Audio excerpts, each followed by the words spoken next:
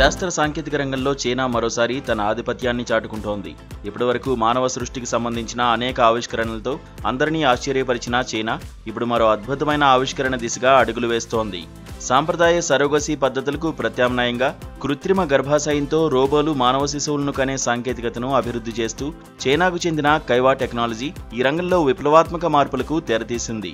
ఈ సాంకేతికత విజయవంతమైతే సరోగసీ కోసం ఇతర మహిళలపై ఆధారపడాల్సిన అవసరం లేకుండా రోబోలు మానవ శిశువులను కనే విధంగా ఒక కొత్త యుగం ప్రారంభం కానుంది.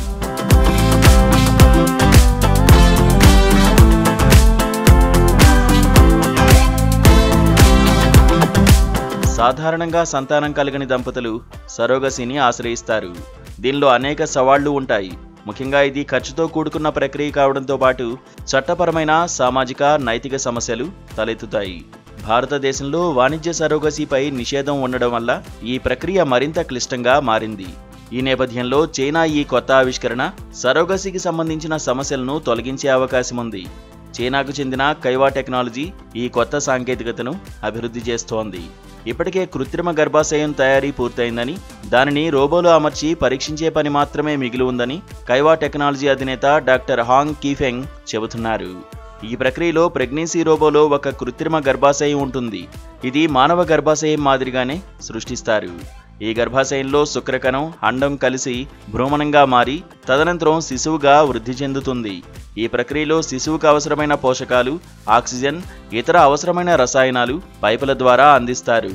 ఈ రోబోలు అత్యాధునిక సెన్సార్లు, నియంత్రణ వ్యవస్థలతో అమర్చి ఉంటాయి. ఇవి శిశువు అభివృద్ధిని నిరంతరం పర్యవేక్షిస్తాయి. ఈ ప్రక్రియ సాంప్రదాయ గర్భధారణలో ఉన్న అనేక రిస్కులను తగ్గిస్తుందని శాస్త్రవేత్తలు భావిస్తున్నారు. ఈ సాంకేతికత విజయవంతమైతే ఇది సమాజంపై గణనీయమైన ప్రభావాన్ని చూపనుంది. అలాగే కొత్త సవాళ్లు తలెత్తే అవకాశం ఉంది. ఉదాహరణకు, ఈ రోబోల ద్వారా జన్మించిన శిశువుల చట్టపరమైన స్థితి, వారి హక్కులు, సమాజంలో వారి స్థానం గురించి ప్రశ్నలు ఉత్పన్నం కావచ్చు. అదనంగా ఈ సాంకేతికత ఖర్చు కూడా ఒక ముఖ్యమైన అంశం.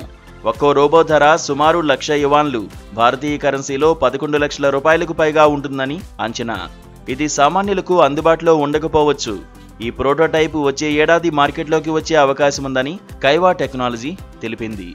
అయితే దీనిపై పరిశోధనలు జరుగుతున్నప్పటికీ ఇది వాస్తవంగా మార్కెట్లోకి వచ్చే వరకు దీనిని సంపూర్ణంగా నిజమని ధృవీకరించలేం. కానీ ఈ ఆలోచన శాస్త్రీయంగా సాధ్యమే. ఇటువంటి సాంకేతికతలు భవిష్యత్తులో వాస్తవంగా మారే అవకాశం ఉందనేది మర్చిపోకూడదు.